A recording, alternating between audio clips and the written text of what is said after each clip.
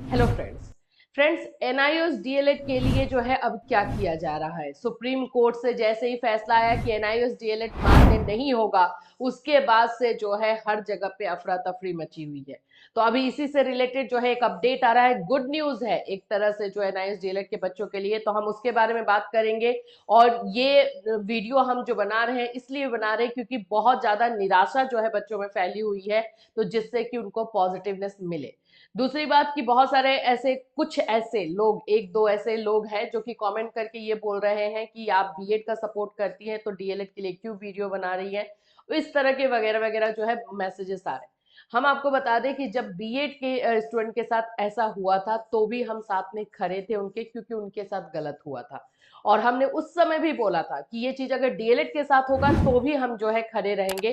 तो यहाँ पर जो है बीएड और डीएलएड की बात नहीं है, यहाँ पर एनसीटी एक ऐसी बॉडी है जो कि इस तरह के रूल बना रही है जिसके चपेटे में जो है बहुत सारे बच्चे आ रहे हैं। तो हम बच्चों के साथ खड़े हैं, चाहे वो किसी भी बैच के या किसी भी बीएड डीएलएड या कहीं के भी हो, तो हम उनके साथ खड़े रहते हैं उनके सपोर्ट के लिए। तो प्लीज इस तरह के कमेंट ना करें। और जाहिर सी बात है कि अगर एनसीटी ऐसे रूल अगर आगे भी बनाती रह गई तो जितने भी रूल बन रहा है, चाहे वो डीएलएड के जो अभी रेगुलर वाले हैं, बीएड रेगुलर वाले हैं, उनके साथ भी उसी तरह का कुछ खिलवाड़ कर सकती है, इसलिए ये वीडियो जो है बनाया जाता है। चलिए इस सब को चीजों को हटाते हैं और जो मेन मुद्दे हैं उन पे बात कर लेते हैं। एनआईओएस डीएलएड के साथ क्या हो रहा है, स्पेशली आप लोग ये जानना भी चाहते हो। अभी इसमें क्या क्या चीजें चली हैं और किस तरह से ये मोड़ जो है आ रहा है, उस पर हम बात कर लेते हैं। फ्रेंड्स, अगर आप चैनल पर पहली बार विजिट कर रहे हो तो चैनल को जरूर सब्सक्राइब कर लेना। यहाँ ये चैनल स्पेशली स्टूडेंट्स के लिए बना है, अगर उनके साथ कुछ भी गलत हुआ तो डेफिनेटली हम आपके साथ खड़े मिलेंगे।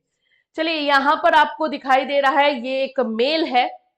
सबसे पहले तो मैं बता दूं कि एनआईओएस डीएलएड का मामला जो है शिक्षा मंत्री तक पहुंच चुका है। एजुकेशन मिनिस्टर तक जो है ये मामला पहुंचा दिया गया है, वहां से रिसीविंग जो है मेल मिल गया है। अब ये मामला जो है सरकार की नजर में है, इसमें एनसीटी क्या कर सकती है, एनसीटी क्या करने वाली है, इन सभी चीजों पर भी जो है बहुत सारी अंदरूनी तौर पे चर्चाएं चल रही हैं। ये जो बोहरा जी हैं उन्होंने मेल लिखा था, मैं आपको यहाँ पे दिखाते चलूं। उन्होंने जो है मेल लिखा था जो हमारे एजुकेशन मिनिस्टर हैं धर्मेंद्र प्रधान जी, उनको, मिनिस्टर्स, ठीक है ये। तो वहां से रिसीविंग मेल आया है कि इनका जो मेल था वो रिसीव कर लिया है। देखिए, dear sir madam, received your email dated 22/11/2023 address to honourable minister of education, minister of skill development and.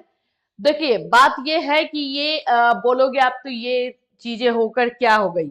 Main बात है एक एक्सेप्ट तो हुआ है, अब ये उनकी नजर में है। अब यहाँ से अगर कुछ भी चीजें होती हैं तो वहां से जो है पता रहेगा कि हाँ हमने रिसीव किया है, हम ये मामला हमारे संज्ञान में था। तो ये पहली बात होती है कि जो रिस्पॉन्सिबल पर्सन है उनको इन्फॉर्म किया जाए कि ये चीजें हैं। तो ये आपका रिसीव कर लिया गया है, आपके मामले को एजुकेशन मिनिस्टर तक पहुंचा दिया गया है। अब इसमें क्या क्या चीजें होंगी अभी हम डिस्क्लोज बिल्कुल ही नहीं कर पाएंगे, क्योंकि अंदरूनी तौर पे जो है बहुत सारी बातें चल रही है। हाँ, ये जरूर बता देंगे एनसीटी से बातें हो रही हैं, एनसीटी इस पे क्या स्टेप लेगी। यही देखो, मुझे आप लोग बोलते हो ना कि बीएड और डीएलएड कोई मतलब नहीं है भाई। मेन है कि आप एजुकेशन के लिए नियम बना रहे हो, शिक्षा को जो है सही करने के लिए, और आप ही को नहीं पता चल रहा है कि वो नियम गलत बन रहा है। और ये चीजें जाकर के पता कहां से चल रही है, सुप्रीम कोर्ट से। और फिर उसके बाद से वो जो है नियम, क्योंकि वो रूल के अकॉर्डिंग नहीं है, तो सुप्रीम कोर्ट उसको डेफिनेटली बंद कर दे रही है। अब उसके बाद किसको फर्क पड़ा, क्या एनसीटी को फर्क पड़ा, एनसीटी के पूरे बॉडी पे कोई असर हुआ? असर किस पे हुआ है? लाखों बच्चों पे, करोड़ों बच्चों पे। सेम चीज बीएड वाले के साथ हुआ था और यही डीएलएड वालों के साथ हो रहा है। आप खुद एक इंसान की तरह जब सोचोगे ना, इंसानियत की तरह, तो आपको भी लगेगा कि हाँ ये एक के बाद इसके साथ, फिर इसके साथ, फिर इसके साथ ये गलत हो ही जा रहा है। इसको रोकेगा कौन? रुकना भी तो जरूरी है। तो ये चीजें जो है अभी एनआईएस डीएलएड में चल रही है। इससे रिलेटेड एक और इंफॉर्मेशन है, मैं आपको बता दूं। यहाँ पर आप लोग देख रहे हो बीपीएससी ने भी जो है अपना एकदम बोलते हैं ना कि अपनी बातों को क्लियर कर दिया है। बीपीएससी ने जो है ये क्लियर किया है पूरा स्टैंड कि जो सुप्रीम कोर्ट से फैसला आया हुआ है एनआईओएस डीएलएड को लेकर के उसको लागू किया जाएगा। एनआईओएस डीएलएड के उन्हीं कैंडिडेट्स का जो है डिग्री मान्य होगा जो कि इन सर्विस है और जिन्होंने सर्विस में होते हुए जो है ये डिग्री ये एनआईओएस डीएलएड किया है। यहाँ पे देख लो, आयोग ने प्रेस विज्ञप्ति जारी कर बताया कि सर्वोच्च न्यायालय के आदेश के आलोक में डीएलएड की डिग्री मान्य है। अप्रशिक्षित प्रारंभिक शिक्षक जो 10 अक्टूबर 2017 के पहले से कार्यरत है उनकी 18 माह की डीएलएड डिग्री मान्य होगी। आयोग ने स्पष्ट किया है कि गलत दस्तावेज और जानकारी देकर परीक्षा में शामिल होने वाले अभ्यर्थियों पर परीक्षा अधिनियम के तहत कार्रवाई की जाएगी। वहीं परीक्षा अवधि के दौरान अभ्यर्थियों का फेस स्कैनर और पूर्व में अपलोड फोटो से मिलान कराया जाएगा। त्रुटि होने पर परीक्षा के दौरान उनसे पूछताछ संभावित है। तो इन्होंने भी एनआईओएस डीएलएड को लेकर के एक क्लैरिटी दे दी है कि इस बार एनआईओएस डीएलएड जो टीआरई 2.0 है उसमें जो नॉर्मल बच्चे हैं जिन्होंने एनआईओएस से डीएलएड किया है उनको मान्य नहीं होगा। ये सारी चीजें हो रही हैं, लेकिन इसके साथ साथ क्या सुप्रीम कोर्ट का फैसला ही आगे चलने वाला है? क्या इसमें मॉडिफिकेशन है? नहीं। अब आप सभी लोग इसको बीएड से कंपेयर कर रहे हैं कि जैसे बीएड को हटा दिया गया था वैसे इसको भी हटा दिया जाएगा। ये देखो, दोनों में स्कोप है। जो बारीकी से इन दोनों चीजों को जानते हैं उनको स्कोप दिखाई देगा, लेकिन उसमें मैं आपको काम करना पड़ेगा। बीएड वाले के लिए रास्ता पूरी तरीके से बंद कर दिया गया क्योंकि डीएलएड कैंडिडेट सफिशिएंट थे। अगर वहां पे डीएलएड कैंडिडेट नहीं रहते तो जाहिर सी बात है बीएड का रास्ता और अच्छे से खुल जाता।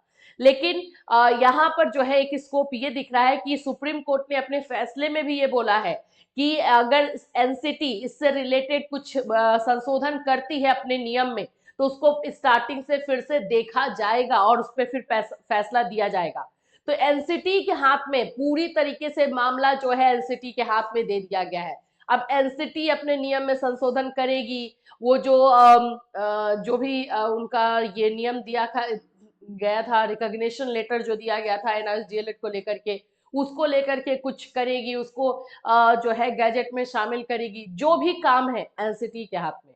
तो एनसीटी के ऊपर जो है प्रेशर बनाना, एनसीटी से रिक्वेस्ट करना, ये सारी चीजें ही एक स्कोप दिखाई दे रहा है जो आगे मामले को क्लियर कर सकता है। और ये सारे मामला भी अगर रिव्यू पिटिशन दाखिल होने से पहले अगर हो जाएगा तो ये और भी अच्छा रहेगा, क्योंकि सुप्रीम कोर्ट ओपन है इस मुद्दे पे बात करने के लिए और एक पोलाइट वे में ये डिसीजन जो है सुप्रीम कोर्ट की तरफ से दिया गया, एक सजेशन दे करके भी दिया गया है।